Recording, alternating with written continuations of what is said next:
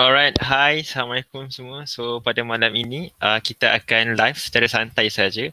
So pada malam ini kita akan talk about COVID-19, the changes in university life as well as workplace. So malam ni I would say my orang kata forum yang paling ramai kita pernah ada. Kita akan bawakan Yu Syahira, kita ada Felix, kita ada Yusof, kita ada Edward and also our new friend Azki. So insyaAllah pada malam ini kita akan bawakan orang-orang yang hebat untuk join sesi kita pada malam ini. And then kalau ada sebarang soalan, feel free to put down in the comment section. Saya pun tak sure berapa orang akan join malam ni sebab tak ada prepare any poster pun, tapi tak apa, kita just santai saja. So I just nak start off with our first speaker, which is Ayu Syairah. So let's just bring her on the stage lah. So hi Ayu, how are you? Okay, hi Nas. Okay, hi. Okay, are you okay? Sihat Sihat, Alhamdulillah. Nas sihat. Okay. So, yes, sihat Alhamdulillah. So, Ayu, apa yang kita akan buat malam ni sebenarnya? Kita punya flow of our program. And apa yang sebenarnya Ayu akan share pada malam ini? Mungkin boleh share sikit kepada audience. Okay, so malam ni kita nak buat sharing pasal apa perubahan di antara life sebelum pandemik dengan selepas pandemik. Sebab kita ada orang yang dah bekerja dengan orang yang belum bekerja. Maksudnya tengah study. So kita nak share macam mana nak survive. Kan? Macam tu. I see. Okay, so macam tu. So kepada semua audience sekiranya ada yang melihat, so itulah dia. Orang kata Miss Ayu Syairah, one of LinkedIn influencer dalam LinkedIn, boleh follow beliau juga. So again, malam ni agak ramai orang, akan ada 1, 2, 3, 4, 5, 6 orang. So saya akan jadi host untuk malam ni untuk pastikan tak ada siapa yang orang kata overlapping lah. So okay, thanks Ayu. So kita akan perkenalkan pula our orang kata speaker yang kedua. I would like to invite Felix lah. So let's just bring him on stage. So alright. Hello Felix, how are you? Hello Nazrul. Okay, Hi Felix. Alright, so Felix, mungkin a bit introduction of yourself lah. Mungkin ada audience yang tak kenal you lagi, mungkin dia nak kenal. So just a little bit introduction about yourself, Felix. Go ahead. Either one boleh, in DM boleh, in English pun boleh, no worries. Okay. Alright. Hello, selamat sejahtera semua. Nama saya Felix. Saya seorang content creator kat satu broadcasting company dan juga previously I buat insurance kat Singapore. So because of my passion, I like to buat content kan. So dan juga marketing, branding. So I get myself latched into this field of work, and now I'm sedang working as a content creator, content strategist, and also mainly LinkedIn lah. I see. So, Felix, if I'm not mistaken. Yeah. Alright. Felix, if I'm not mistaken lah, you sekarang ni tengah intern dengan Dr. Eric ke? Am I right? Betul ke? Bukan intern lah, macam buat side project macam tu lah. Side project, I see. Okay, buat so writing content lah. Alright, so we put that on hold first, Felix, and we will go through again. So kita akan tanya lebih lanjut lah pasal perkara itu. So again, thanks Felix. It's a blessing to have you today. Thanks for joining. So our next speaker yang saya nak jemput would be our orang kata man of the house lah. So let's invite Mr. Yusof on stage. Alright. Hello Yusof, how are you? Handsome, Hello Nazrul. Hi Ayu. Hi Felix. Hi everyone. Hi Yusof. Hi. Okay Yusof. So tadi kita dah apa tu, Ayu pun dah introduce herself, Felix pun dah make a little bit introduction about himself. So Ayu pula. So Yusof, it's your turn. Mungkin a bit introduction about yourself to make sure that the audience know you a little bit. So go ahead Yusof. Yeah. Introduction for yourself. Yeah. So right now I baru je graduate daripada Uni Razak, okay, and I graduated in Perbankan Islam lah, right? Islamic Banking and Finance, and currently I'm working for RBC, Royal Bank of Canada, under their investment arm lah. So I'm specializing in shareholder services and also transfer agent. Yeah. So that's about me, and as you guys know, I'm also quite active on LinkedIn as well, posting my thoughts and sharing my ideas as well, just like you guys. Yeah. Okay, so thanks for introducing yourself, Yusof. So again, kepada siapa yang tak follow Yusof lagi, mohon follow beliau sekarang juga sebab ada banyak, mungkin ada finance tips ataupun investment tips yang you boleh dapat kalau you follow orang kata Yusof. No worries. Okay, so thanks Yusof for introducing yourself. So I would like to invite, okay, so again, saya dah cakap malam ni sangat ramai. Ni paling ramai saya pernah one of the forum yang paling ramai saya pernah buat. So again, next kita akan jemput our next speaker would be our orang kata best friend lah in LinkedIn, I would say. So let's jemput orang kata Edward on stage. Alright, Edward, how are you? Hi Edward. Hi, hello. Okay, so Nice to Edward, see rasanya you you all. baru habis live tadi kan? Dengan siapa? Tadi dengan Michael Teo, Thriving Talents I founder. So able to get him to share his journey dari as a founder, sekarang as a thought leader as well, like to groom different generasi macam millennials dengan Gen Z macam kita kan. Sebab all these are future leaders. So essentially he was able to get him to share his thought on this. I see. Yeah. So bukan senang nak dapat jemput orang kata Mr. Michelle Teo tu, sebab I think Ayu pun pernah engage dengan dia, saya pun pernah ada meeting dengan dia. So I think he's quite busy kan, Edward. So I think it's really an opportunity lah to get him on your live. Yeah. So congrats, Edward. So Edward, mungkin a little bit introduction about yourself to make sure that our audience know you a bit. At Day, actually, I work as a product owner. So, so I create amazing digital products to help the customer to transform their journey. And at night, actually, I'm actually with all these amazing people to create content, engage on LinkedIn. Sometimes we also have a chit chat talk happens at Clubhouse. So if you do follow some of the people here on Clubhouse, so we will open room randomly at some days, not every day, because it's very tiring to actually on Clubhouse every day, but we'll make it a random stuff, at least like once in a month, or I don't know. Yeah. Okay, I see. Alright. So thanks Edward for sharing. I think our orang kata our ideal is also here with us, joining our live. Tengok Michelle Teo pun, Mr. Michelle Teo pun ada join juga. Dia setiap komen lagi. Michael. So thanks for joining, Hi, Mr. Michael. Alright, okay. So ni pun menarik juga daripada Nurul Liana. Dia kata One Malaysia. So happy to see this. So alright, ni memang I think tonight forum is very orang kata interesting sebab kita ada a lot berbagai race kat sini. So again, we just want to celebrate the orang kata various city in Malaysia lah. Okay, so again I nak jemput our last speaker, which is our friend Azki. So Azki ni menarik. Kita nak dengar cerita dia nanti how he actually managed to get one internship offer from LinkedIn. So cerita dia sangat menarik. Apa yang saya tahu, dia dah cari intern tu sejak mungkin 2 bulan, sebulan macam tu, tak pernah dapat. Tapi dia hanya post sekali je kat LinkedIn and terus dapat internship offer. So kita akan dengar dia punya cerita nanti. Very interesting. So again, I would like to invite our friend Azki on stage. Alright Azki, how are you? Assalamualaikum. Hai, Waalaikumsalam. Sihat, Alhamdulillah. Terima kasih Nazrul. Hai semua. Azki dekat mana Azki? Okay, currently saya dekat Universiti Tunku Sdn Malaysia. Saya currently pursuing my study final year lah, final semester dekat UTSM lah. Ambil dalam bidang mechanical engineering. So this is my last semester lah. Itulah sedikit sebanyak of myself. Okay, so thanks Azki for introducing yourself. So again, kita punya flow pada malam ini sangat jelas. Kita akan share pasal orang kata COVID-19, changes in workplace and also university life. Sebab kita ada a few speaker yang boleh cerita pasal university life seperti saya dan juga Azki, and kita ada 4 lagi speaker yang akan cerita more to workplace. Kita ada Ayu daripada BP Petroleum, kita ada Felix, content creator, kita ada Edward from CIMB, kita ada even Yusof from Bank of Canada tadi ke? Daripada mana? Yusof, sorry. Bank RBC. Bank of Canada. Yeah. RBC. So kita ada all these great people. So please again, fully utilize this golden opportunity to ask any question, and again if you have any question, feel free to put down in the comment section and kita akan entertain lah, kita akan jawab one by one.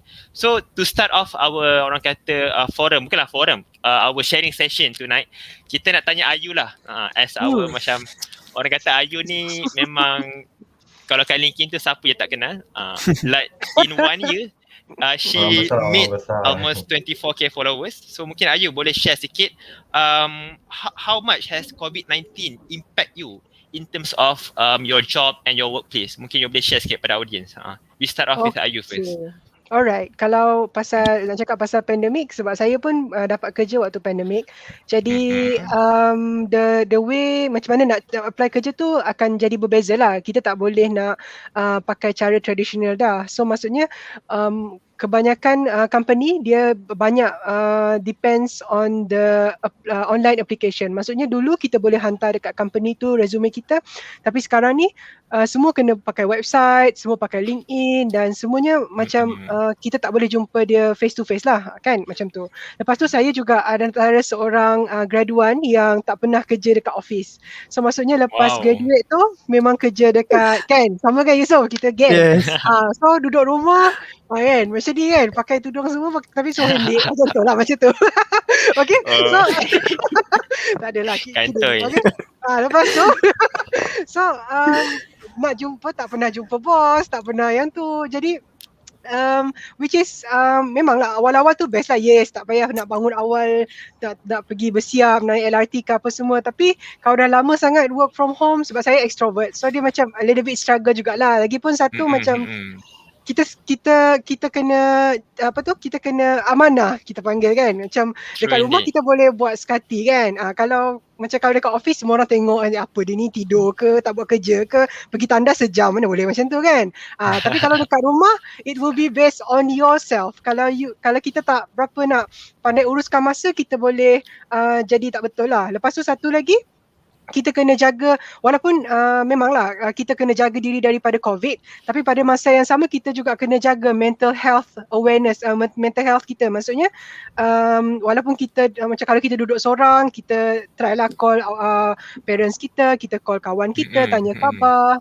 Jadi macam itulah cara kita berhubung dengan kawan sekarang ni lah. Kalau in terms of working, semua benda digital. Jadi ada one of the challenges would be macam mana nak separatekan hidup personal dengan hidup bekerja tu agak payah jugalah. Tapi sebenarnya kalau saya tak bahagikan, saya integrate. Maksudnya saya gabungkan dua-dua tu.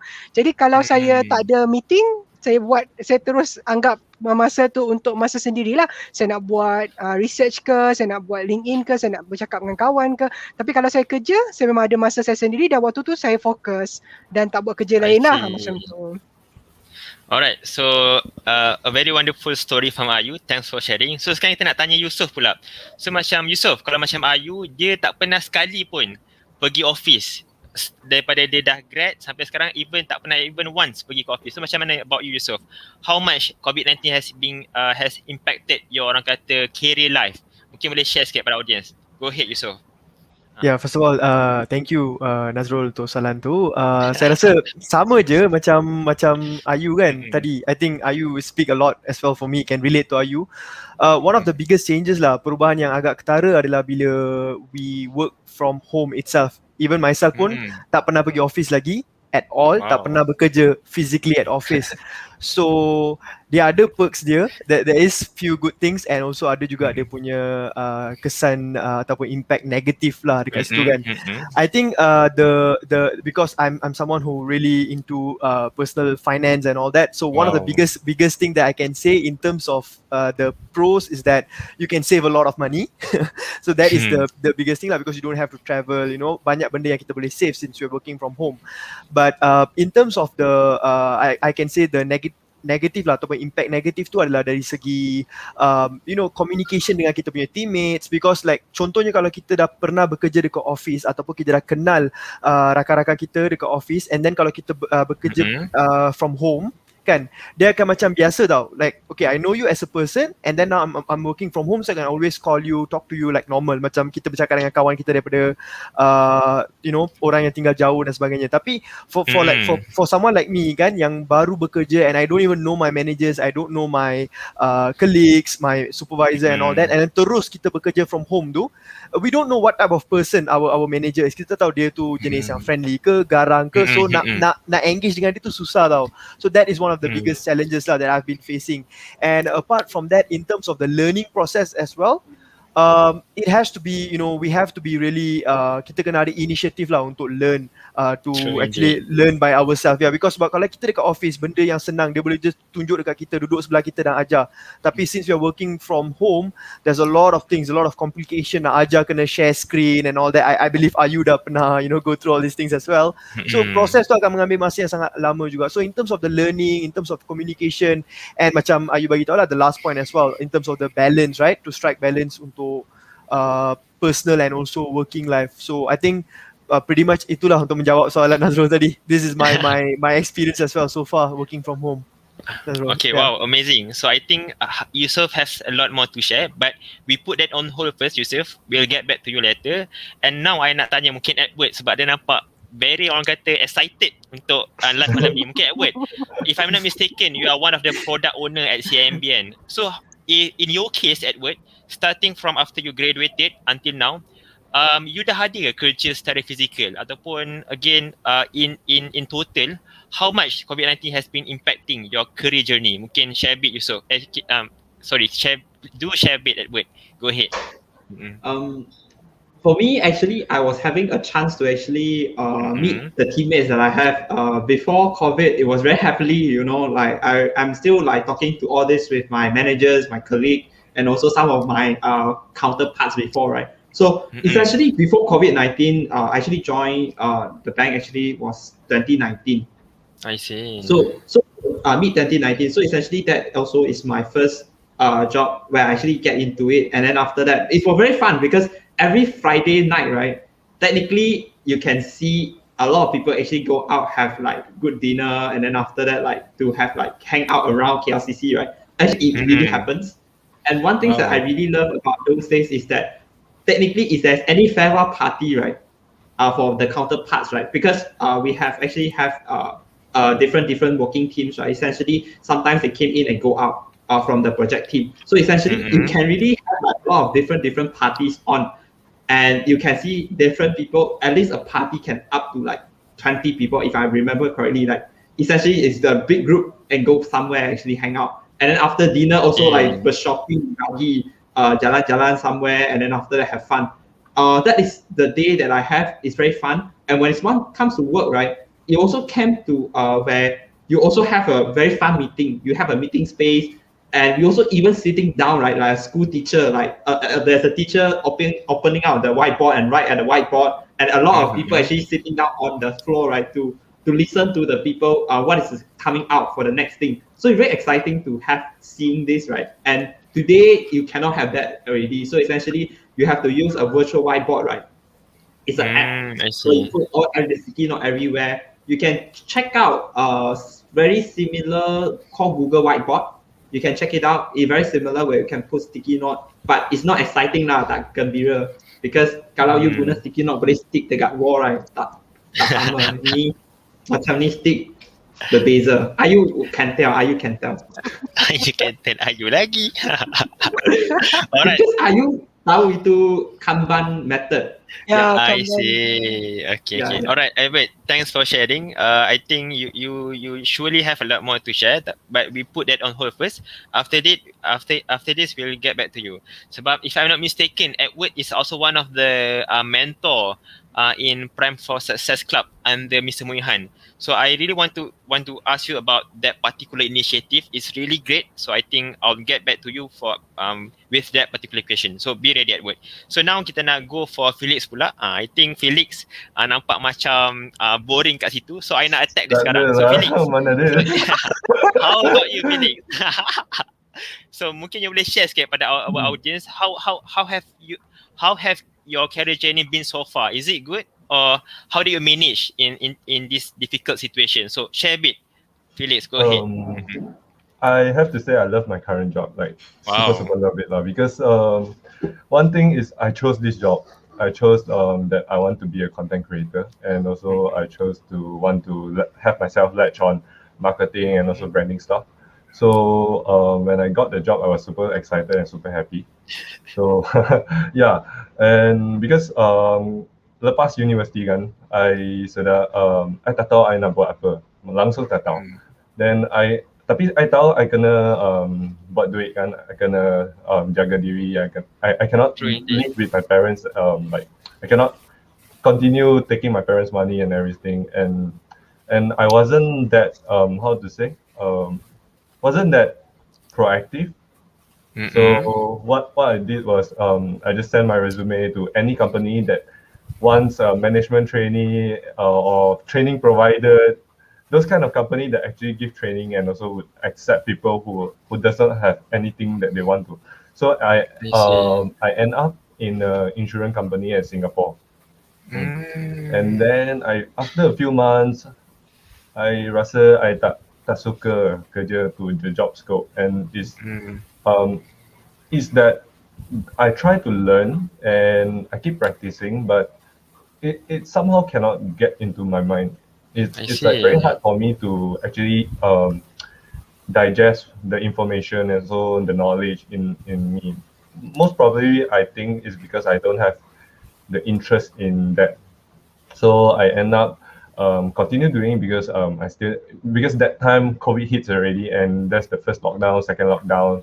So what happened was I'm just continue my job, but at the meantime I start writing on LinkedIn, and that's how I found my passion on like, wow, it's something I like to do, and something that can actually give me the sense of achievement and also sense of motivation.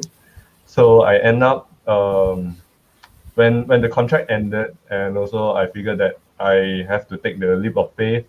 So I end up coming back to Malaysia and do what I like. Yeah. I see. So Felix, just want to make sure. So you are saying that now you memang dah tak kerja dah dekat insurance company tu, you are doing orang kata content creation on LinkedIn secara full time macam tu ke? Content creation apa? You sekarang buat apa secara full time? Yeah, saya buat content creation full time. So I plan content, I write content, I also manage the LinkedIn page for the company. Yeah. I see. Alright. So I think for Felix, I have one interesting question yang I nak tanya dia lagi lepas ni about his orang kata side project with Dr. Eric. I really interested to know about it, but we put that on hold first. I'll get back to you back, Felix. So again, kita nak okay. So next, I nak tanya pula our one and only, bukan one and only lah, saya pun lah sama student. Tapi untuk panel of speaker, our one and only student lah. So untuk Aski pula, I nak tanya, okay Aski, so sekarang ni orang kata COVID-19 kan. So how much COVID-19 have been impacted your study life, macam mana you buat assignment dan sebagainya, and how you adapt these kind of difficult situation. So mungkin you boleh share sikit pada audience. Teruskan Aski. Okay, bismillah. Okay, thanks for watching our live today. So, okay, sikit sebanyak kita berkongsi apa kalau untuk pelajar ni lah. For the first, kita kata first MCO 1.0, I tak tahulah, mungkin Ayu masih belajar lagi ke. Saya rasa saya sila sebab because of I currently dekat tahun 3 sem 1 lah waktu tu. Okay. What is the very impact adalah kita di universiti buat juga online learning. Saya tak tahu kalau Nazrul ada juga buat 1 weeks tu untuk orang kata apa? Dulu kita panggil apa dia kita akan ada 1 minggu yang kita akan online learning Kalau kat UPM ada ke? Ada kan? So dia ada juga. No worries. Ada kan? So dia ada 1 minggu dia buat online learning. Lepas tu bila online dalam kelas ni normally lecturer akan hantar, biasa kita akan guna Google Classroom, Edmodo untuk post lah. So waktu tu kita tak ada kelas lah. So kita tak payah nak dress up apa semua. Kita buka komputer, kita just type okay lah. So seminggu tu macam heaven lah because kita tak payah ada kelas, kita tak payah pergi bersesat-sat nak pergi ke makmal atau kuliah dan sebagainya. Tetapi when they during the MCO kan, benda tu memang terlalu dia macam terkejut tau. Okay, the university, I think the whole university dia macam semester tu dia macam hanging. Okay, they hang almost 3 or 4 weeks. Dia nak issue the orang kata krisis, nak selesaikan berkaitan bantuan mahasiswa dan sebagainya.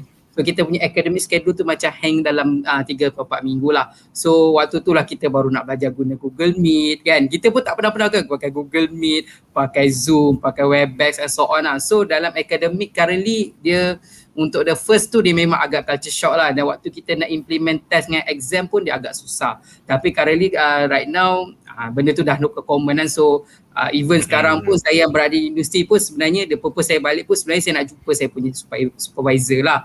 Otherwise pun sebenarnya kelas still berjalan seperti online lah. So kita orang saya rasa 3 semester ni saya tak pakai any attires yang maksudnya kena pakai kasut apa, tak ada lah. Saya kalau pergi kelas tu kaki blanket je.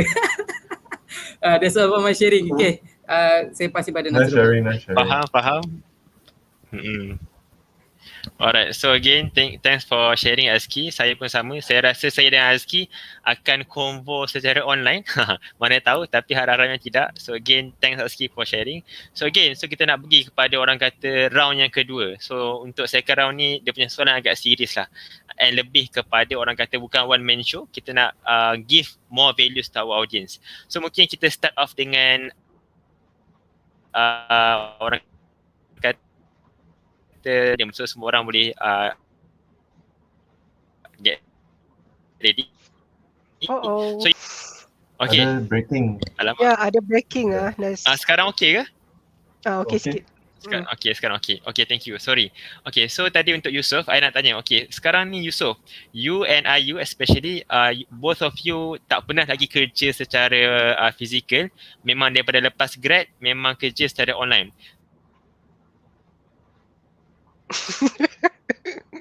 So mungkin you yang tengah watch our live today. Nas boleh ulang balik tak sebab tadi you tiba-tiba line breaking tak dengar. Sorry. Okay, sekarang you okay? Sekarang okay, boleh dengar. Okay. Again, Yusof, my question was actually, what is your best piece of Nazul. So diorang prepare and get ready. Masih Tak dengar. Alamak. Soalan ni tak dengar. Cakap slow-slow. Okay, soalan I pendekkan Okay.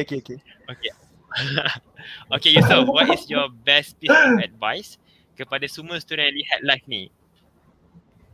What's your best piece of advice for all the students that yang tengok live ni?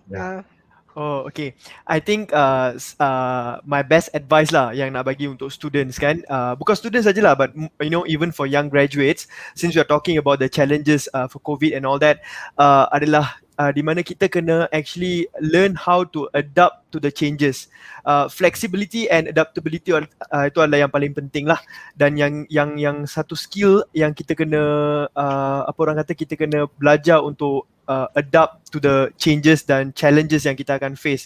Sebab saya rasa kita semua tak pernah pun terfikir yang pandemik sebegini akan berlaku, di mana kita akan start working remotely and all that. Tetapi dalam masa yang singkat saja lepas lockdown, semuanya berubah. Semua yang kita buat selama all our life sekarang ni dah berubah dan kita perlu buat secara norma baru dan sebagainya. Jadi siapa yang dapat adapt, siapa yang dapat very flexible to adapt to the changes, dia akan berjaya contohnya kan. Yang kurang tu mungkin they need time untuk actually adapt. So one of the biggest skill set yang sangat penting lah, even relevant up to current date sekarang ni adalah adaptability. So my advice is that students especially, you have to be always open to learning and always make yourself loose, don't be too firm and very rigid. You have to be flexible, you have to be open to the changes, and you have to start doing things differently from what you have always been doing, because that's how it is right now. Itu Nazrul ya. So Yusof, that is your advice lah untuk all the students as well as young graduates yang dengar kita punya live pada malam ni. So again, I hope kepada semua yang ada soalan yang sama dengan Yusof, I hope that answer your question. So now kita nak gerak kepada Edward lah. So Edward, tadi I ada mention pasal one of initiative that you have been doing with Mr. Muihan. So mungkin you boleh share sikit that kind of initiative that you have been doing so great with Mr. Muihan, di mana where you become one of the mentor to teach and to orang kata to train the undergraduates to be prepared for their life after graduation. So maybe you boleh share a bit your experiences and journey. How have it been so far? Okay, so go ahead, Edward. Okay, I think it's two-way. If you actually interested on the Prime for Success, let me do a shout out first, right? Bagi satu notice first, bagi Prime for Success by Muihan, Mr. Muihan. Ini inisiatif adalah untuk tolong itu golongan undergraduate to dapat job dalam situasi macam pandemik macam ni kan. Sebab a lot of people don't have experience how to tackle and to meet the expectation of the employer, right? Essentially, so for me, if you have to wants to go, right, it's every Friday, and you get to know a lot of different professionals. So just do sign up if you are still new for this initiative. Go to look out for Mr. Muihan LinkedIn profile. So essentially, every Friday, 8:30 until 10 o'clock. So for this initiative, for me, how am I actually like learn from it? Not just actually, I'm actually giving some of the tips or whatever. Actually, I also do learn from a lot of questions coming out from my peers also. Actually, I actually consider all those graduating peers, also my peers actually. I'm not really far away from everyone. Today, this year, I also born at 9/8 also, so I'm not really far from everyone actually. So what happens is that I also do learn a lot of questions from the peers also, because a lot of questions that actually we don't really even notice we actually face it before. Like for myself, I know that I've been facing on interview problems, because tackling interview question, right, is always interviewer trying to understand how actually we behave before, by determine whether are we a good candidate for the organization, for the team, even for the department as well, right? So essentially, how are we going to add value to the company as well? So one thing that I really learned from the entire session is that, right, not just really get interviewed by others, you also need to take the initiative, right, to interview the company, whether is it suit for us. It's like two-way communication. You also need to find out the company, right, is a good company for you yourself or not. It's not just really getting the job, like whether the recruiters take you or decide to take you or not to take you, but you also have the rights, right, to really turn down the company if it doesn't suit your taste or suit your value or align your purpose as well. Yeah, so that is something that I really learned from the session. So Edward, earlier you mentioned about you learn a lot from the question coming out from the mentee from your side. So what type of question that always been asked by the mentee to you and that you actually learn a lot? Can you bagi contoh, one of example? Contoh, one of the biggest takeaway that I have, right, also a contoh, right, is that it's actually the thing that they face, right, it actually so-called imposter syndrome. Yes. Dia takut. Kita takut sebab tak pernah buat before, tak pernah actually experience it before. Sebab kita tak tahu kan. So when we don't know, then there's a unknown there. So kita takut apply. Untuk apply satu big company, am I capable ke? Big Four, KPMG, EY, macam Deloitte, PwC, right? All these big company, besarnya, and then after that thinking about Shopee, management trainee, banyak orang apply 1,000 application, bolehkah saya dapat ni? Takut, sebab kita pun takut kan, sebab kita apply job, kita pun nak tahu itu adalah yang best opportunity bagi kita kan. So the thing is that to overcome the imposter syndrome, right, takut kan, is really just really take time to apply the things that you hope to get in, to put effort in at least. Don't just like, ayah ini bukan saya takkan dapat punya. No. Have to really try. At least we did try before. At least we did try apply before. At least that time I was actually, even though I wasn't get into Shell, right? Actually, I talked to IU before. I actually did apply to Shell, but I didn't get into Shell management trainee program. I applied Nestle, but I didn't get it. Unilever, and I actually applied for PwC aspiring AAP aspiring accountant program. The program, right, I was able to get into the final stage. That is something that I thought was my expectation also. But if I didn't really take initiative to engage the recruiter, apply from the portal, right, I never able to get into this stage also. So I hope to share with everyone. Apply, je. I see. Wow, wonderful. I hope it inspired me a lot, and also I hope it's inspired you as well, especially the audience. So again, before we move forward to Felix, I just nak macam reset this room balik lah, macam Clubhouse kita akan reset balik kan. So for all the audience, again, if you have any question, any inquiries, you ada something nak tanya pada Yusof, pada Ayu, Felix, Edward dan juga Azki, feel free and please do put any question in the comment section. So tonight with us today, kita ada ramai orang-orang hebat join. Mungkin I'm not sure if Mr. Michelle is still with us, but I hope he does. And again, kita ada Patrick joining, kita ada Alif Kushairi, Nuruliana. Again, thanks for joining, guys. And please, if you have any question, feel free to drop in the comment section. Sebab bukan mudah nak dapat LinkedIn influencer ni dalam satu masa. Kita ada Ayu, Yusof, Felix dan juga Azki. So again, kalau ada question, please put down in the comment section. Okay, so now we move forward to our next speaker, which is Felix. So Felix, again, I cannot and I shouldn't mention the company that you are into, but mungkin you boleh share sikit your content creation journey and how does it impact your life. So sebab content creation is orang kata something yang sekarang ni in hype. So what is your advice for the student that just macam baru nak join orang kata the content creation industry? So what is your advice to them? So Phil, mungkin you boleh share a bit. Felix, go ahead about content creation. Okay, thank you, Nazrul. Before I go on, right, I have to say that this one is not an advice, but more towards my experience, because I believe that is what I've gone through, and I will bring out to you guys and also share with you guys, instead of like giving you advices that I myself did not experience myself, right?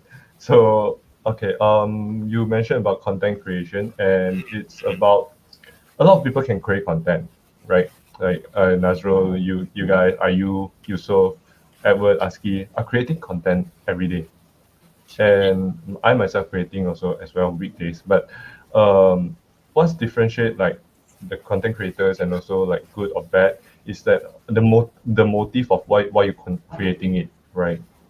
So let's say, for example, people want personal branding. Some people want to market their business.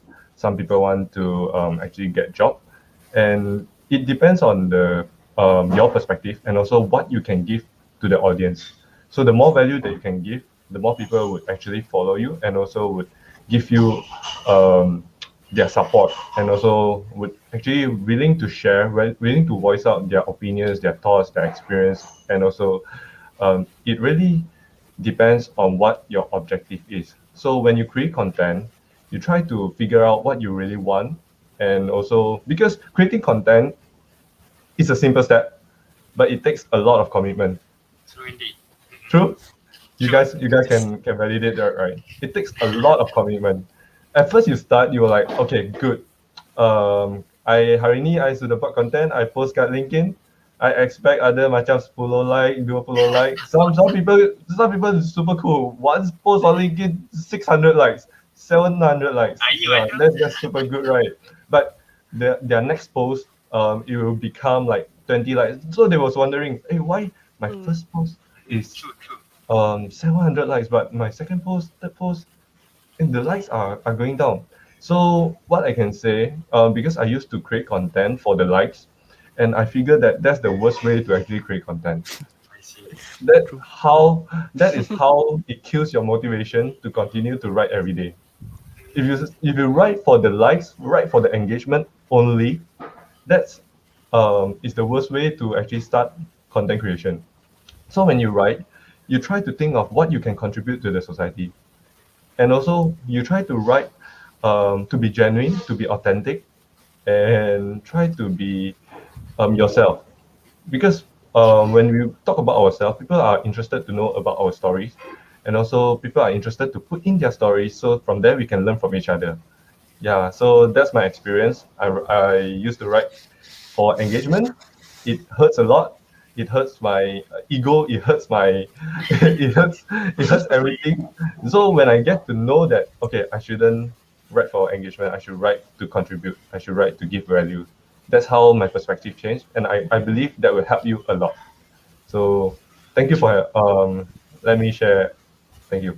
Alright, so that's really wonderful, Felix. Thanks for sharing. Sebab I also believe that sometimes when you are in a level where sometimes engagement and viewers likes can sometimes be an addiction. So again, please change your mindset and please have a pure and sincere intention when doing content creation, and please make sure that you do it to give values to others. So just do what Felix have done. So it's really the best way to do it. So again, so now before we move forward to Ayu, again, I nak reset balik this orang kata this session. Again, if you have any question, feel free to drop in the comment section. Tonight, with us, we have Ayu, we have Felix, Yusuf, Edward, and Aswad Aski. We want to share with all of you about how COVID-19 has been impacted the workplace culture and as well as our university life. So again, now I want to kembali kepada Ayu. So mungkin Ayu, one orang kata interesting question that I really wanted to ask you. So Ayu, you are currently now working in orang kata MNC, big company like BP Petroleum and stuff. So what is your orang kata best piece of advice? Mungkin ada ramai student yang targeting to work in an MNC as well. So but macam again, diorang macam apa yang Edward kata, they feel so scared, so small, they underestimate themselves, feeling so macam orang kata impromptu, apa tadi, impromptu syndrome. Imposter. Imposter. Alamak, impromptu tu lain. Imposter syndrome. So Ayu, when you first starting to apply that particular company, how did you overcome the impromptu syndrome as mentioned by Edward dia? Mungkin you boleh give some advice to the students and young graduates. Go ahead. Okay. Kalau bab cari kerja ni kan, satu benda yang orang sentiasa lupa, cari kerja ni free.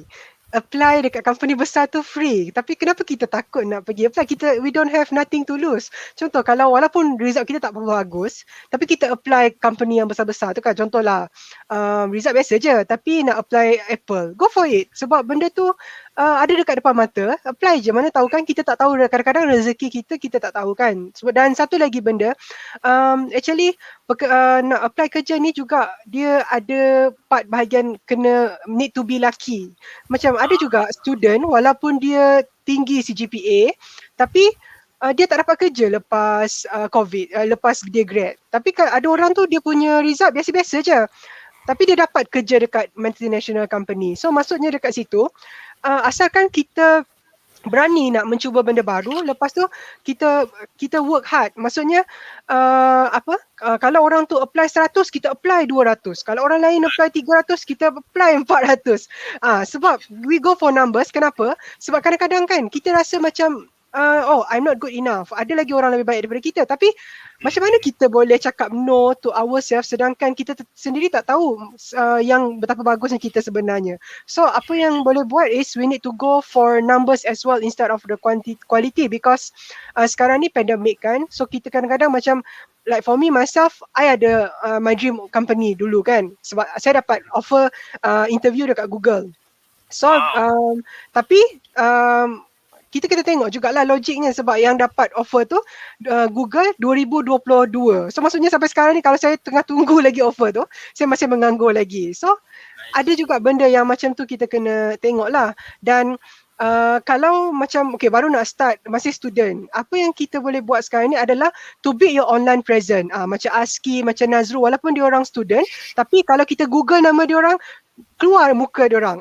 Keluar muka dia, apa dia buat dan semua macam boleh stalk dekat LinkedIn tu. Oh, dia ni selalu buat talk, ada live. Wow. This is amazing. Macam tu. So, walaupun kita punya resume tu dah letup, tapi sebab kita punya online presence tu lagi letup, dia macam oh my god, ni tak boleh tak ambil ni. Kita mesti ambil. Kalau tak nanti dia orang cakap recruiter tu rasa FOMO, fear of missing out. Macam tu. Yes. Okay, understood. So Ayu, one last question before we move on to Aski. In your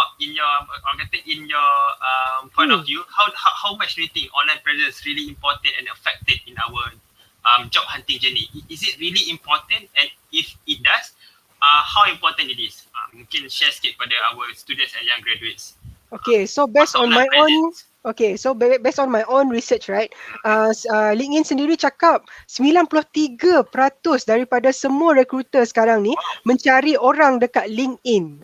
So bayangkan 93%, cuma 7% je yang masih traditional lagi. Sebab dua muka surat resume tak cukup untuk build the trust kan.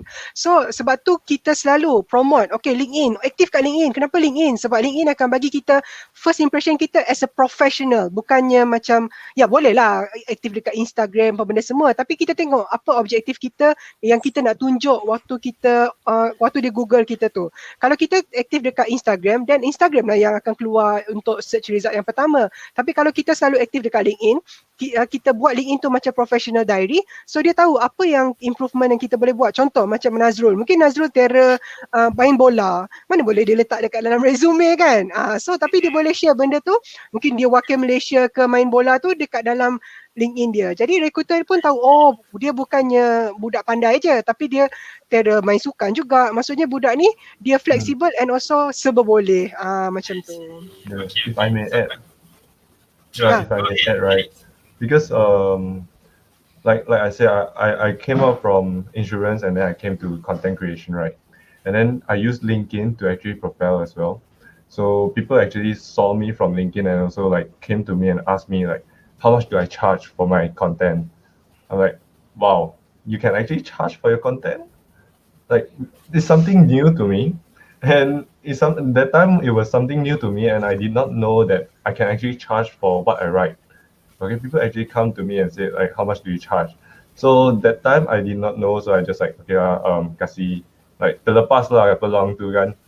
Then after that, there's people coming offer me a full-time job, freelance job as for their companies to actually write content as well. Just because of I've write on LinkedIn about my experience and my thoughts.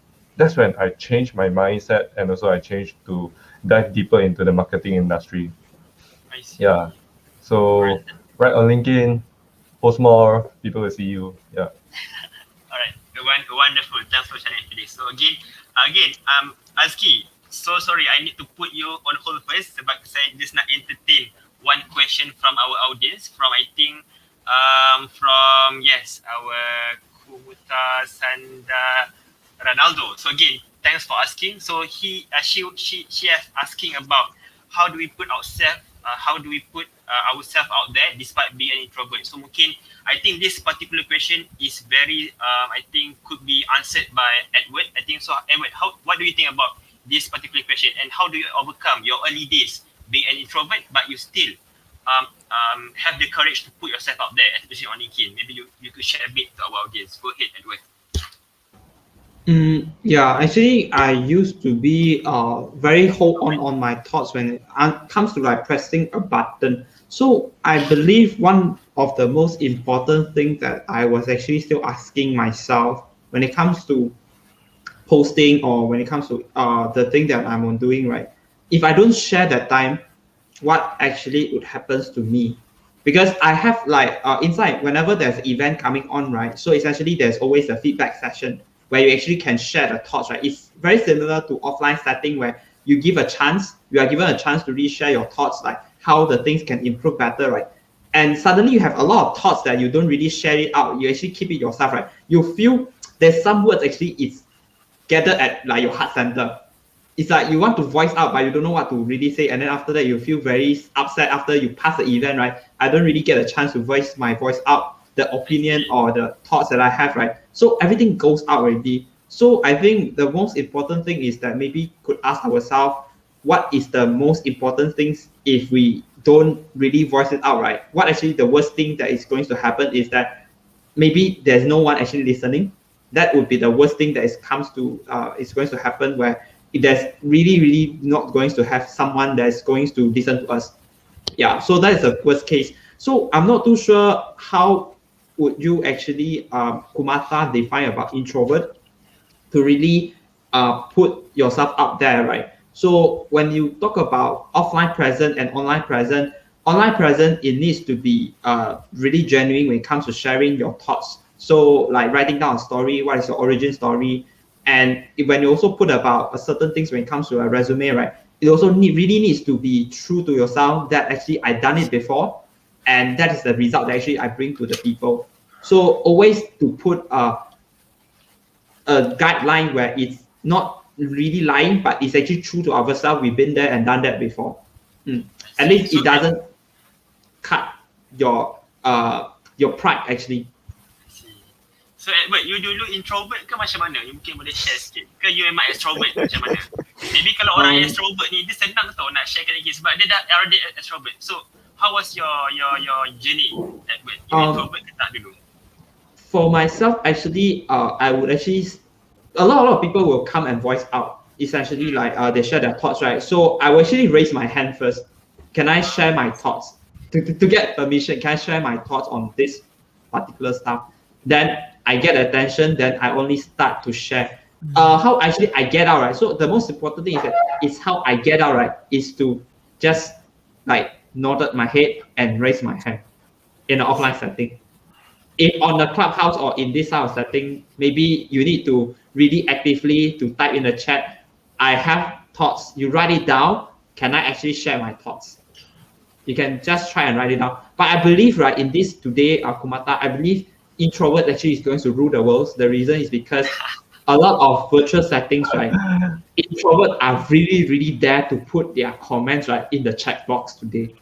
That is something that actually surprised me when I have my first virtual meetings, right, with a lot of different audience, right. Essentially, right, they ask a lot more questions in the chat room. I'm not too sure why they ask a lot more questions in the chat room. And you can, if you're able to join a big event or conference event, right, you can see a lot of questions coming up. They might not be an extrovert actually, all of them are introvert maybe. Yeah. Alright, so amazing. Thanks Edward for sharing, and I hope that particular answer really answered Kumuta's question, and also Kumuta, thanks for asking.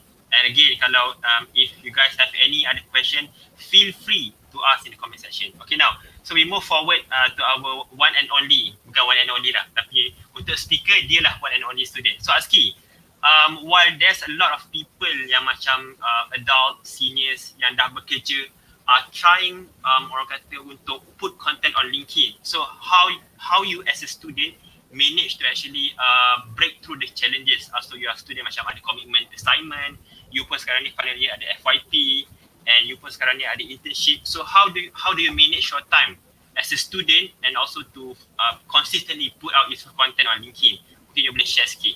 Kita pun ada student yang join, ada Kushari kat sini. Okay, boleh share sikit your tips. Okay, thank you Nazrul. So Naz, okay, Naz. Okay, so back to the question. So macam mana I manage my time during my LinkedIn. So during my LinkedIn, sorry, I dyslexic during my study life. So sebenarnya saya I agree dengan Felix, dengan Edward, nak buat satu content tu memang memerlukan masa. It took me maybe kalau paling sekejap pun saya rasa 30 minit. Saya nak kena berfikir ayat because of saya macam I told before that dan I punya English memang agak susah lah. So I need to really think. Dia macam lebih susah daripada buat FYP sebab you nak letak satu post ni adalah orang yang baca ni adalah golongan-golongan yang professional. So you need to be a look yang you letak ni adalah orang macam mana diri you nak letak dalam macam ni you nak orang kata how you want to appearance, orang nak lihat you sebagai apa di alam maya lah. So kalau you letak ayat tu sekadar macam ayat tak siap, lepas tu orang lihat anda macam kata tak cantik, jadi dia agak susah lah. So it took me 30 minit dan paling lama 1 jam lah. 1 jam nak memfikirkan satu konten lah. Okay, and then saya tak everyday post. I really sebenarnya ada hari yang mungkin boleh kata kita punya gap tu agak setiap hari, dan currently I doing post only 1 week only 3 lah. Maksudnya selang 1 hari atau selang 2 hari saya akan post lah, because kita kata apa, kita tahu nak buat konten ni susah, so kita nak kena train, nak kena ada idea dan sebagainya lah. So cara saya adalah sebelum saya nak tulis tu, malam tu saya dah fikir apa saya nak cerita. Dan saya setuju dengan Phyllis, nak mencari satu cerita dia mesti autentik tau. Dan saya juga tadi pada sifu saya Tuan Azim Mustafa, dia kata authenticity over the professional. Maksudnya kita ni kena cari authentic tu lebih utama daripada professional. Yelah, memanglah kita takkan dapat satu post yang sangat cantik, tetapi kita cuba untuk mencantikkan post tu dan kita jadikan dia lebih kepada diri kita, lebih kata alami lah. So kita boleh true ourselves lah, untuk kita merasai menjiwai lah kita punya post, dan daripada dada dan kita just macam fake lah pula kan. So itulah macam ni kita nak tunjukkan diri kita lah. So that is my perkongsian lah. Maybe Nazrul pun ada share tip lah, because Nazrul pun banyak jugalah buat content dan ada setiap hari live kan. So mungkin Nazrul boleh share jugalah macam dia boleh buat live every week kan. Okay, saya serah pada Nazrul. Okay, thanks Aski. So again, untuk saya tak buat live every day, saya buat macam once a week. Untuk saya I setuju dengan Aski, we before we sleep, kita try to spare 15 minutes a day untuk buat content, and then we post lah. So it's very simple. You need to know where is your heading and your direction lah. Like for me, my target is at the end of the year I need to have at least 10k followers. So I really determine and I stay still on my direction and my goal at the end of the year. Okay, so again, thanks Aski for sharing. I hope kita pun ada student yang join macam Alif, and mungkin ada banyak lagi student yang join. So I hope perkongsian daripada Aski tadi sedikit sebanyak membantu pada student saya yang baru nak start. This is our sharing session and our tips to start on LinkedIn. So again, we proceed to our next question from our audience, from Alif. I think this one Yusof could particularly answer this question. So Yusof, Alif is asking about how would the pandemic impact the the evaluation assessment by the employer towards the employee. And also the second question from him is the swift changes from face-to-face learning to online learning give positive impact to our long life learning skill. So, okay, so what do you think about and how will you answer his particular question, Yusof? Go ahead. Untuk Alif Kushari, specifically for his question. Go ahead, Yusof. Baik, sebelum tu terima kasih Alif untuk soalan yang cukup menarik. So for the first question, right? I'm going to focus on interns because we also targeting this session ni more towards our students kan. So we're going to talk about interns and all that. First thing first is that in terms of macam mana employee to actually they look at the evaluation for the intern is that in terms of kita punya macam I bagi tahu tadi our initiative to actually learn something, our initiative to contribute something, because they understand the fact that we are coming from university, which means we don't have practical experience. Okay, we don't have the industry punya expertise. We are we solely have the theory, but we don't have the practical, so they don't expect too much competency in terms of the practical punya element. It's more towards how are we actually dealing ourselves in the workplace and our macam mana cara kita learn new things from them and all that. So one of the biggest challenges that I myself experienced as an intern itself is actually to show up myself, right? Macam kita nak bukan nak kata menunjuk, tapi because the fact is that walaupun sebaik mana kita pun kan, macam mana baik pun kita punya work and everything, right? But kalau kita tak mampu tunjukkan our capability to our manager, we if we are not being heard, then there's no point, right?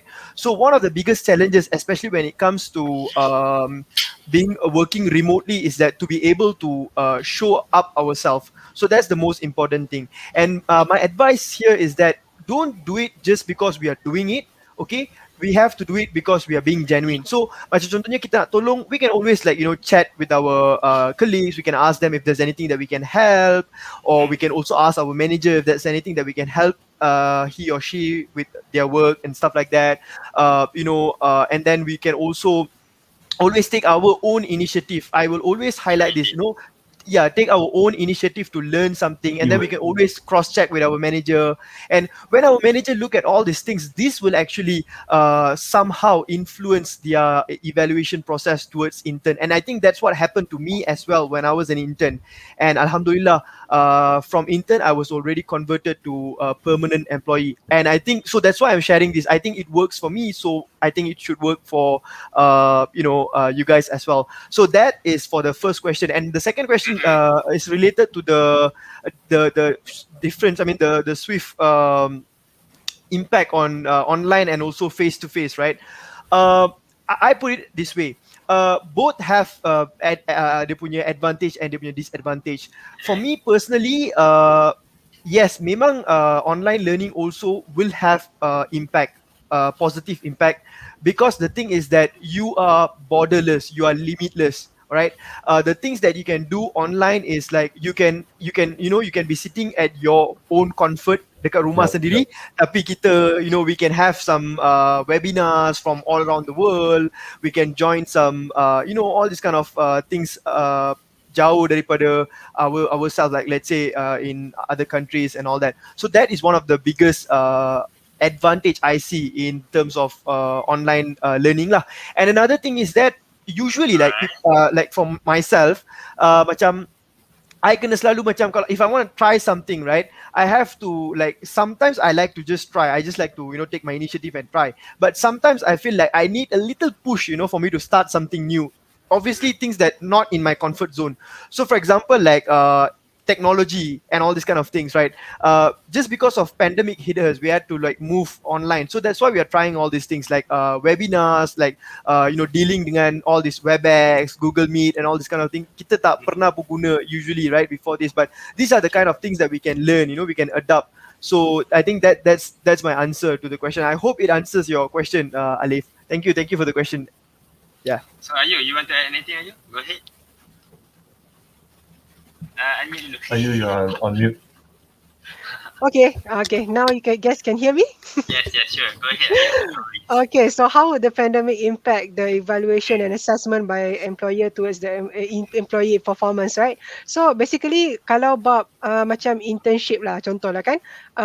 Actually, kalau kita rasa macam bos kita tak bagi kita cukup kerja, kita yang kena bagi inisiatif untuk jumpa diorang and tell them, oh, boss, do you have anything that you can give me because I think I can do more because I have extra capacity, something like that. So it shows that you are somebody that always you are someone that is opportunist. Maksudnya kalau ada opportunity, you are willing to learn and all.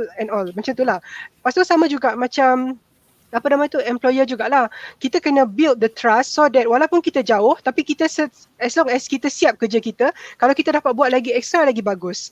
Something like that. So, jadi macam I think about pandemic ni kan, satu benda yang kita belajar daripada pandemic adalah walaupun kita kerja dekat work from home, tapi actually the work can be done without having the physical meet actually. Yep. So maksudnya, and for my case and also macam Yusof, we work in a multinational company kan. So walaupun kita dekat Malaysia, kita punya company tu dekat tempat lain, the other part of the world, we still can communicate with them even though we are working from far away.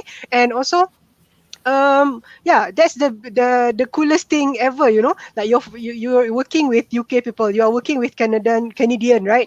Tapi kita dekat Malaysia, so dekat situ kita boleh tengok actually kalau kita ada trust, semua kerja boleh settle sebenarnya, and we can also work in a team walaupun kita berada di tempat yang berbeza. So nombor 2 pula is the swift changes from face-to-face learning to online learning give positive impact ke tidak?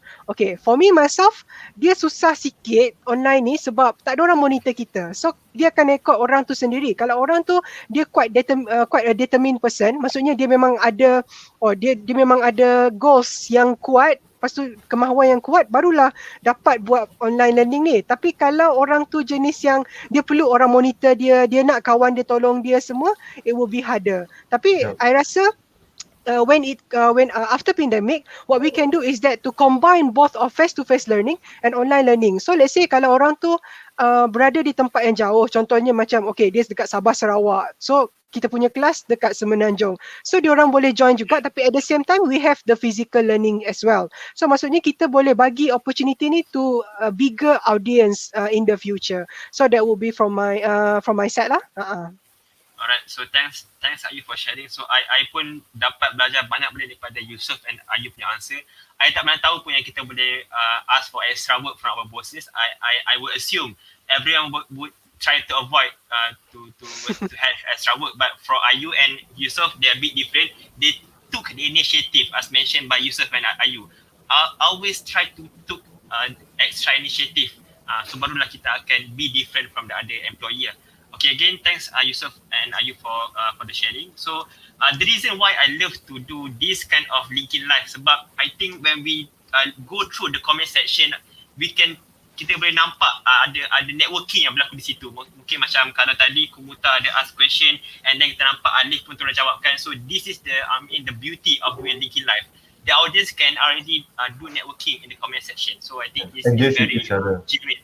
Right, true. And then malam ni kita ada a few great people joining us. Kita ada Patrick, and then kita ada I think ada IRTS Abdul Rahman. I think beliau adalah seorang yang sangat hebat di Facebook. Saya follow dia dekat Facebook, memang banyak perkongsian.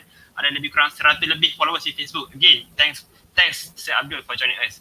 Okay, so now we move forward to our next question from our friend Nazif. So again, Nazif, thanks for still being here with us. So Nazif is asking about how do we actually react to negative feedback on our post. So I think this question could be answered particularly by Felix. So Felix, how do you think about this particular question, and you pernah tak encounter negative feedbacks in your comment, and how do you overcome that kind of negative perspective? So go ahead, Felix, share a bit about your own point of view. Again, Edward with Ed. Alright, thanks. Alright. Go ahead. Terima kasih Nazrul.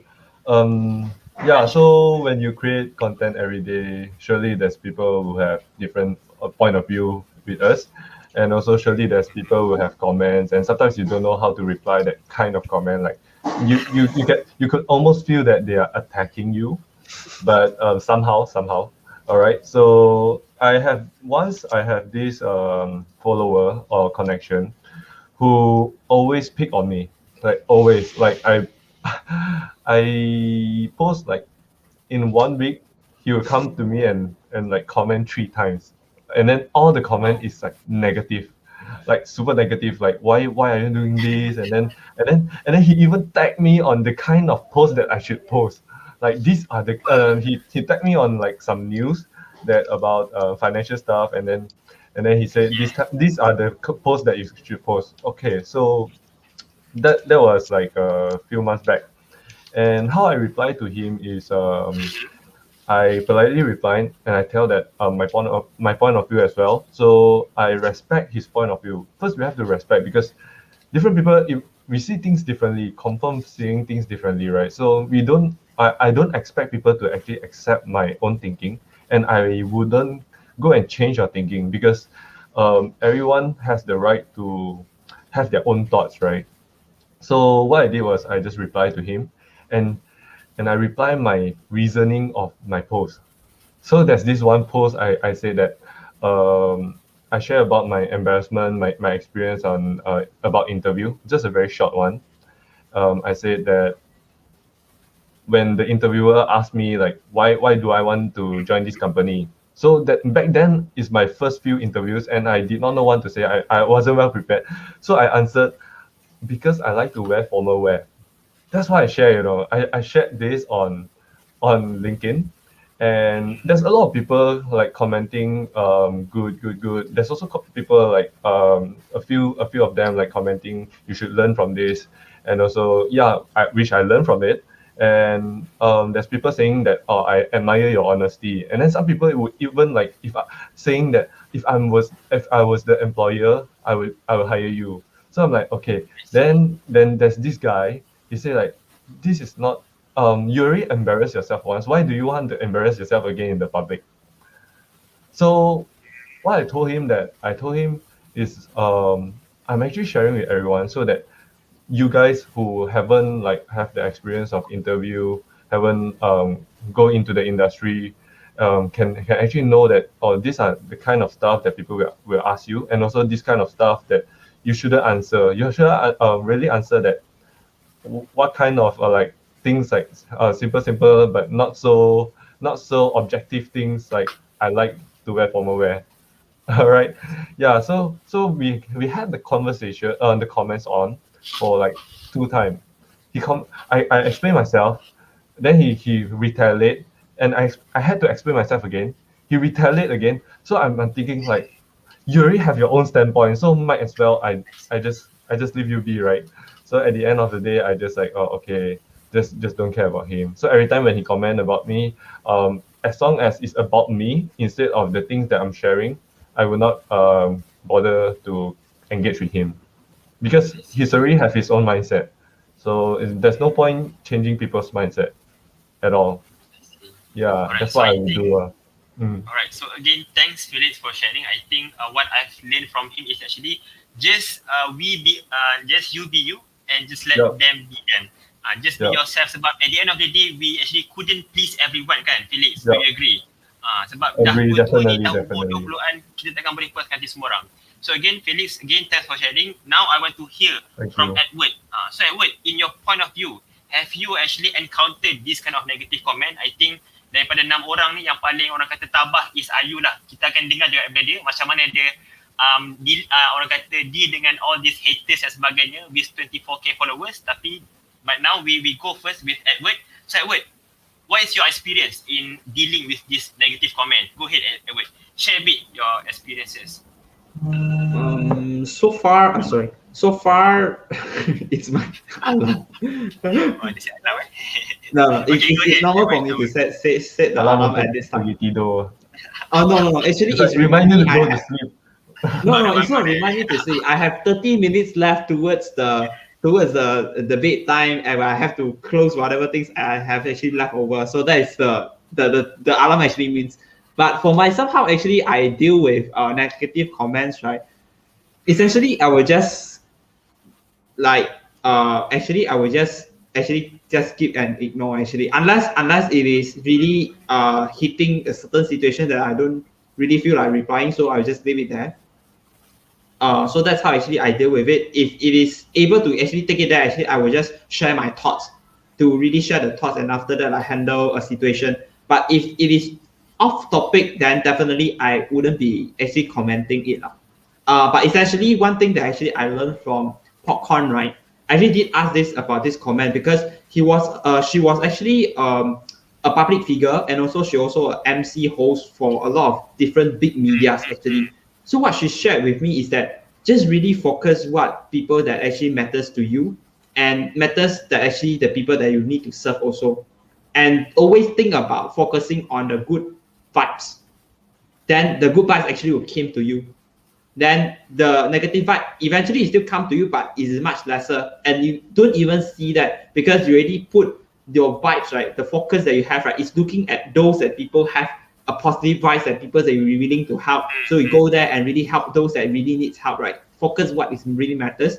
And also, one of the great marketers, right, also shared about this. Essentially, you just really need to focus the group that really contribute, and the people, the audience that really matters. You can also look out for Bang Jun. Bang Jun actually shared this before, and it's a very motivating for me. And even a lot of a big figure like, for example, Microsoft or what bad is it Bezos, CEO of Amazon, and even CEO of the Facebook, right? Technically, they get attacking every single day. So imagine a Facebook, right, actually came out with Mark Zuckerberg actually came out with a statement on Facebook. Essentially, you look at the comment, right? There's a lot of negative comments on also. But it's really just focus what really matters, and if you could really handle those that is possible able to help, essentially you can comment your personal view, how you actually look at the view. If there's any miscommunication happens, so essentially it's either that we can actually take it offline. If the people actually we know, we can take it offline and discuss about this. Alright, so again, thanks Edward for sharing. I think that's very wonderful. So before we move forward to Azki and Yusof, I just want to hear a bit from Ayu lah, sebab I think dia yang paling banyak terima negative comment. Saya tak nak mention siapa. Again, jangan mention siapa. I tahu you tahu. Again, yang tahu je tahu. So Ayu, mungkin you boleh share a bit how you encounter this kind of haters or negative comment throughout your journey of being active on LinkedIn. Go ahead Ayu, share a bit. Tips. Okay. So basically for me myself, tak adalah dia hater sangat lah. Cuma maybe different point of view ataupun mungkin perspektif dia berbeza daripada kita yang generasi muda ni ke apa ke kan, kita tak tahu kan. So apa yang what I did to face this kind of issue, this kind of issue is that kalau kita ada pendapat lain, it's okay, you can respect that person as long as dia tak pergi kacau hidup kita, then it's okay. Kalau let's say if that person macam terlalu overboard, then you can DM him or her, cakap lah the things that you post is not really the thing that you comment is not really good for your own name ataupun, but usually I will just ignore them because I feel like orang yang benci kita, taklah benci kira orang yang benci kita tu, orang yang ada different point of view kat kita tu cuma 1% je dekat LinkedIn, tapi 99% lagi rasanya 0.1 je kot yang negative comment tu, tapi most of them yang 99.99 macam kita beli pencuci baju ke apa ke kan, masih lagi bagi kita positive feedback, positive thoughts and all. So I think we should focus on the positive side instead of the negative side. Okay. That's true. So again, what I've learned from Ayu, Yusof, Edward and also Phyllis, again, just ignore je dia punya negative comment tu and just let them be them and just you be you. And again, macam Ayu cakap tadi, the reason why I love LinkedIn so much sebab LinkedIn ni kalau if we could compare LinkedIn as compared to Facebook and Instagram, LinkedIn ni lagi orang kata positif. Mungkin ada 1% je haters as compared to those positive people lah on LinkedIn. So again, I think we are already 10:35 o'clock. We are already at the end of the session. But before we end and before we promote our event, I want to hear one last story from our friend Azki. So Azki ni yang orang kata menariknya Azki ni, I think saya selalu jual nama dia dalam saya punya talk. Saya rasa Tuan Azli pun banyak kali mention nama dia time saya buat talk show dengan Azli, Tuan Azli Mustafa. So Azli ni menariknya, dia dapat internship offer dekat LinkedIn. So mungkin Azli, you boleh share a bit. I think there's a lot of student joining our session today. Macam mana you dapat offer dekat you dapat internship offer kat LinkedIn, sedangkan ramai lagi orang susah nak dapat intern pada waktu pandemik ni. Share a bit Azli, go ahead. Okay, bismillah. So terima kasih Nazrul. Baik, cerita dia tak tahu nak mula daripada mana, tapi I try nak ni. Okay, dia the first I try buat sebenarnya I got the LinkedIn tu from the one of the comment tu adalah CEO daripada satu company lah. Okay, dia PM tepi lah. Dia maksudnya dia komen tu dia suruh DM lah. So at that time sebelum tu saya buat resume tu the first week dan saya post pada minggu keempat akademik lah. Dan to be honest, sebenarnya saya minta tolong Nazrul, okay? Saya minta tolong Nazrul. Nazrul, can you help me? Tak, saya DM, waktu tu saya personal message dia lah, kata Nazrul tu boleh tak tolong kan, tengok resume, baca resume, dia baikilah, dia bagi komen apa semua. Then saya minta pandangan apa ayat, that's the first, sebenarnya saya first time saya post sendiri my resume, my first post yang saya tulis dan saya letak. Okay, dan memang itu yang terujinya adalah that first post and my first post tu adalah resume saya tu memang got a lot of comment, a lot of banyak komen-komen berbeza. Itulah yang saya rasa saya cakap dengan Nazrul, kita macam bila kita tengok resume tu tak ada apa-apa, tapi bila tengok orang komen, benda ni salah, orang komen. Lepas tu Nazrul kata, tak apa, go it, biar dia viral, so biar dia jangan delete, kita biar je dia. So saya rasa last yang tu before saya join itu resume tu sebelum saya join kelas Tuan Azim Mustafa, so I got 9,000 views lah. So saya rasa 9,000 view dan 210 reaction. So saya rasa macam this is my first post dan dah viral lah. Entahlah viral tapi viral lah kan. So then saya DM CEO tu, dan after the few month mungkin CEO tu tak perasan kot saya punya DM sebab dia pun dah lama tak buka LinkedIn. So waktu tu dia offer lah, dia buka dia bagi saya dalam 3 hari je. Maksudnya saya isi, lepas tu kita ada interview session dengan dia dan terus dia kata okay, I terambil macam tu lah. So dia macam sekali macam tu je, macam tu, sekilas pandang je. So the important is sebenarnya bila kita buat resume dia, the first impression, I think I look is the first impression because saya rasa itu yang saya buat dengan heart. Maksudnya saya buat tu waktu saya dalam quarantine di UTHM. So sebelum saya nak pergi ke kursus, saya buat dalam waktu quarantine dan saya buat daripada pagi sampai malam. So memang orang kata saya put my heart into the resume lah, my first resume tu. So dengan bantuan Nazrul dan sebagainya, alhamdulillah lah benda tu got viral dan sebagainya. So as orang kata pesanan saya pada rakan-rakan kan, bila kita buat resume ni, kita kena banyak dengar a lot of talk, kita kena dengar macam mana nak buat. Dan saya rasa Ayu, Nazrul, ramai orang lagi, Tuan Miohan, Tuan Aziz, banyak orang, a lot of sharing macam mana nak buat resume apa semua lah. Go for it, pergi dengar, pergi macam mana nak buat, sebab kadang-kadang kita rasa benda ni salah tapi sebenarnya betul. So macam banyak kita rasa kita sebenarnya banyak tak tahu, sebab kita I admit yang saya mengakui bahawa kita bila sebagai student kan, kita banyak orang kata kita banyak tak tahu tentang dunia pekerjaan. So this is orang kata masa untuk kita belajar, dan kita tak ada masa lain lagi untuk kita belajar. Takkan kita dah habis belajar baru kita nak belajar macam nak cari kerja kan.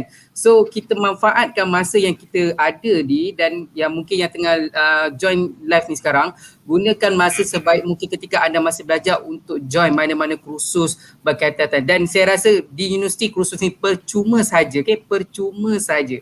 Kalau awak pergi di luar, saya rasa 100, 200 atau maybe paling-paling busuk RM50 pun you dah kena spend untuk benda-benda macam ni. So that's my punya nasihat, dan manfaatkanlah apa universiti punya program di hujung-hujung, orang kata di sisa akhir di dalam di orang sebagai student lah. So that's all my sharing. Thank you Nazrul. Wonderful. Thanks Azki for sharing. I think ingat Azki dia punya first post dapat 9,000 view dan 200 lebih engagement. So how that's the beauty of starting early on LinkedIn. So for those student, undergrads, future graduates yang dengar ni, you should be thankful to Azki, Ayu, Edward, Yusof, Phyllis that has been sharing a lot of things to all of us today. So again, take this golden opportunity and start as early as possible on LinkedIn, sebab kita tak tahu the opportunities that lies ahead of us inside LinkedIn themselves. So again, before we close our LinkedIn live, our sharing session tonight, kita akan promote sedikit lah. Ni yang benda yang dituntungkan ni, iaitu our program, our orang kata sharing session that we will be doing next week. So I jemput orang kata Ayu untuk share sikit. Saya nak share sikit. Okay, kejap. Oops. Masukkan. Okay, sekejap. Okay, nampak ke? Nampak? Orang lain nampak tak? Nampak Ayu. Nampak Ayu pula Okay, tak apa, sekejap. Saya turunkan sekejap Okay, wait. Okay, Ayu, you mungkin boleh share a bit about our program next week. Alamak, ada je tu. Okay. Okay, so next week we gonna have like apa namanya tu, coffee talk. Jadi 7 orang daripada kita semua akan share pasal interview, pasal resume tips, pasal macam mana nak cari kerja. Let's say kalau korang berminat nak tahu macam mana nak apply kerja dekat multinational company, you can ask any question about job hunting, cakap pasal LinkedIn pun boleh. So basically we gonna have a sharing for 2 hours. So dalam masa yang jam pertama tu kita akan share about macam mana kita survive waktu pandemik ni, and also apa yang you should do to stand out from the others. Okay, kalau macam apa namanya tu, for the next 1 hour you can ask any question. Let's say kalau 2 jam tu tak cukup, jangan risau, kita boleh extend lagi sampai 3 jam. So basically feel free to join, sebab bukan selalu kita buat coffee talk ni, and I always believe that we can kita boleh belajar antara satu sama lain, sebab kita orang semua datang daripada different background. Let's say if you are in IT, kita ada orang IT kat sini. Kalau ada nak accounting, ada orang accounting juga dekat sini. So kita promote diversity and inclusion macam tu. So joinlah kita orang waktu 26 Jun 2021 nanti pukul 9 malam sampai 11 malam. Kita mari belajar dengan kita orang. Yep, that's for me. Nazrul?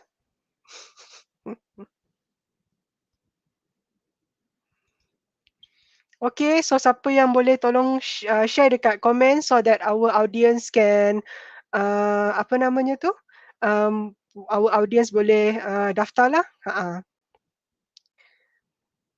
Alright, kalau ada apa-apa soalan pasal apa namanya tu, pasal program ni, apa namanya tu, you guys can DM me, you guys can DM Edward, Yusuf, Felix, Nazrul, Aski, Aiman. Okay, jangan risau. And yeah, I'm sure that the 20 ringgit that you pay will be worth it, because this is my 4th time doing coffee talk, dan alhamdulillah sampai sekarang ni saya dah tolong lebih kurang dalam 103 orang dapat kerja waktu pandemik. Jadi insyaAllah mungkin kalau korang join coffee talk ni, you guys can be one of them, kan? Alright. Okay, saya rasa tengah hang ni. Okay, yang lain tu boleh masuk ke? Rasanya ada masalah teknikal dekat Nazrul punya side.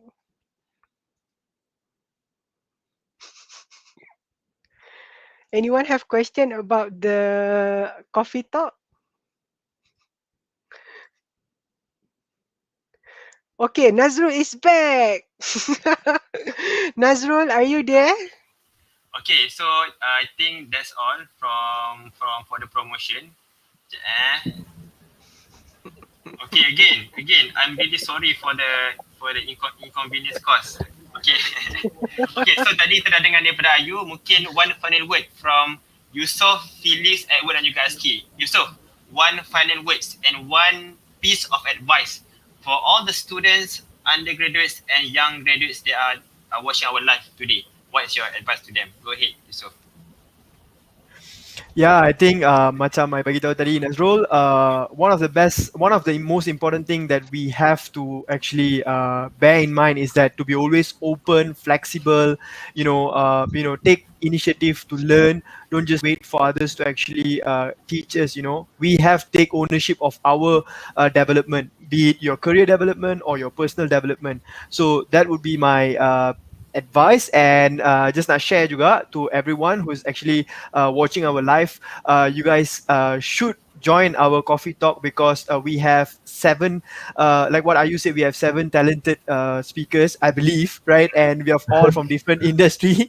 So yeah, we will be sharing our perspective, different perspective, and I think that will be a package, like like you're getting a combo meal for dinner, right, for 20 ringgit, right? So that's the kind of thing that you can get. Buffet, It's like buffet. it's like buffet. You can overflow of informations and insights from us. We believe we just want to contribute to you guys, and yeah, hope to see you guys there. Okay, Yeah. okay. Thank So you. for all the audience, if you want to hear more from Yusof, do join us on next Saturday for the orang kata sharing session, and do sign up for the sharing session to hear more from Yusof, Ayu, and everyone here. So again, next I would like to hear from Felix, your best piece of advice and your final word, and mungkin promote sikit pasal our next week initiative. Go ahead, Felix. All right. Okay. Thank you, Nazrul, and thank you Pleasure. everyone for tuning in and listening to our talk here and enjoy. Hope you enjoy it. So for our event on Saturday, I'll be moderating and I will be asking questions, and also I'll be helping you guys to ask burning questions to all these speakers. Yeah, while at it, I'll make sure it's fun. All right, and as I say, I don't have advice, and I believe that the best advice is like you have to go and experience yourself. So when it comes to LinkedIn, don't chase for engagement. That's all. Thank you. Alright, so again, remember guys, don't chase for engagement. Yep. Thanks Felix for sharing. Okay, now we want to hear from Edward. Mungkin agak kabur di situ, tapi tak apa Edward, you just share your best piece of advice and how could our sharing session next week could help all the students, undergraduates and future graduates in securing their job. So go ahead, Edward, share a bit. Sorry, the comment is a bit so funny because maybe there's a jarabu here. I'm not too sure. Maybe it's the focus again. Always like okay. So my We need last to piece wear of the specs, We need to wear back our specs or wipe our specs. Maybe our specs got problem. Hey, wait, I don't wear specs. So, yeah. It's Oh. okay. Go ahead. okay. So my last piece of like sort of to wrap out the entire session or advice for this, right, is that I would say it's really just take initiative, take a leap of faith to try it out. At least you give your a chance, right, to trust yourself, to believe yourself, where you actually deserve the things that you apply for. At least you give yourself a chance, right, to get into either getting an assessment, getting a chance to really talk to recruiters, getting a chance to really step into the assessment center, get a chance to really have a final interview with anyone is going to meet you. So at least you give a chance, because the longer that you actually practices yourself for interview, right, the easier that you actually step into the interview session, right, you don't even need to prepare anymore, because you get so many people, right, to interview you, and then some more you get a lot of practices there, right. So the more that you feel, the easier that after that is when it comes to interview, right, it's going to be more smoother. Is you are going to have much experience than others actually, because you get the real time practices. Yeah. I see. Alright. So again, thanks Edward for sharing. If you want to hear more from Edward, do follow him on LinkedIn and see us again next week on our sharing session. Again, kalau you nak dengar a lot more, you want to hear a lot more from Ayu, from Felix, from Yusof, Edward as well as Azki, do follow us on LinkedIn and stay tuned for our next sharing session on next Saturday. So again, Azki, your final word as a student, how would you advise all our friends out there that just want to start on LinkedIn, and how could our sharing session next week would help them to secure their job? So go ahead, Aski, a little bit from your side. Okay, thank you. So yang mana yang masih bergelar pelajar lagi. So insyaAllah pada kita punya session pada minggu depan kita akan share lah macam mana sebagai student kenapa kita kena buka LinkedIn, dan saya rasa most of the student currently diorang masih lagi orang kata belum ada awareness untuk buka LinkedIn account, dan masih ada lagi takut-takut, dan ada lagi yang tak berani untuk orang kata membuat digital footprint dengan LinkedIn ni. So please join us next week dan kita akan share about this. Thank you. Digital Yang footprint. last tu, digital footprint tu. Patutnya you kena sebut awal-awal tadi sikit. Ni dah habis baru sebut. Sorry. Power words though. I think again, I and Aski is very lucky to meet great people like Ayu, Felix, Yusof at work, because we are very young, tapi we have the opportunity to learn, orang kata, daripada orang yang dah makan garam lebih awal. So I think I and Aski should be really grateful to meet Ayu, Edward and Yusof, Felix. So again, to all of you that want to learn a lot more from these great people, do follow this guy, Ayu, Felix, Yusof, Edward and Aski. So again, thanks for joining us, and we see you again next week. Bye-bye. Thank you guys. Bye-bye. Alright. Thank you. Bye. Bye-bye. Stay safe.